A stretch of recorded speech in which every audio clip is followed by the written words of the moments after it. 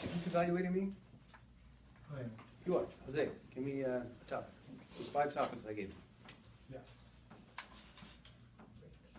All right. Mark, out of the 5 selections here, can you please provide us with an impromptu speech on building models of cars, planes, and spaceships? Thank you, fellow Toastmasters, honored guests, Mr. Toastmaster. When I was a boy, one of my favorite things to do was to build models, plastic models, usually Revell models, for those of you who are old enough to remember. We used plastic glue. And in fact, all of the models would come on trees.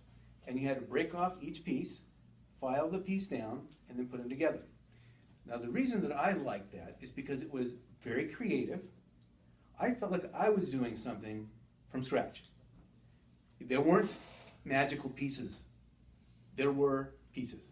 I just picked them up, and I didn't even have to follow instructions. I kind of intuitively figured out what had to go where. My favorite, besides the cars and the planes, were the spacecraft.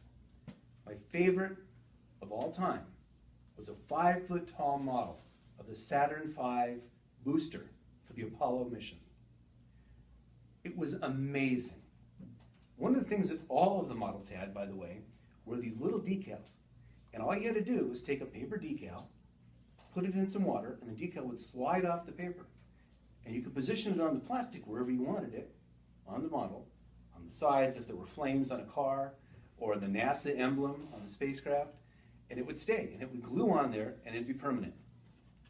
So the thing though, this is back in the early 60s, mid-60s. It's probably 7 or 8 when I did most of this.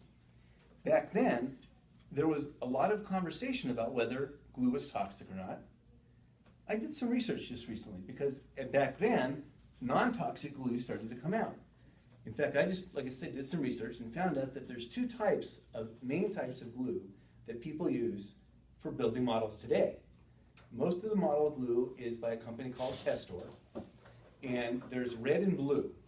The blue is a non-toxic, and apparently, according to what I read, it doesn't stick very well. Well, back then, there was only one kind back then. It was just model glue. And I'm sure there were people sniffing it. That's probably how the whole debate got started. But we just used it for gluing. And there's also something called black. And the black glue, it's not actually black, it's clear, but the black tube is the best of all. And so it's a new formula. It's not as toxic. The point I'm making is things have changed. And what's really cool is that I hadn't remembered that I did all of this until literally Friday night. I was out to dinner with my wife, and I was looking up at the screen, and there was the video, and there was a sports channel, and there was drag racing going on. Now, what does that have to do with models? Well, when I was in 4th or 3rd grade, I used to draw dragsters. I don't know why or how I got into that. I didn't have any personal experience, other than I guess I just like dragsters. And so I used to draw these fantastic models, all kinds of fins and flames shooting out. And that was about the time I got into building models. And so that's what triggered this memory, this 35 or 45-year-old memory that just came flowing out. I was telling my wife, I've been married for 25 years. She didn't know this. I was like, really cool. And then I got to think, I raised my son and my daughter, especially my son, and I never built a model with him. And I felt so bad. It's like, oh my God, that could have been such a cool thing for us to be able to do together, right? I'm paralyzed, I can't go out and throw a football. We could have built models. I could have shown him my joy and the pleasure I had at building an old 65, or 55 Rambler or something where the wheels rolled and you actually had a steering wheel that when you turned it, the wheels actually turned. Where the Apollo spacecraft, you could take all the booster parts apart, and at the very top there was a little capsule. You open it up, there's people inside. The people come off. So I could really pretend, and I could do whatever I wanted. The airplanes, I had airplanes hanging from my roof. And it's hard to believe that for all this time, after raising children, my boy's 22 now, I just literally last week remembered this fantastic thing that I could have been doing all this time with him.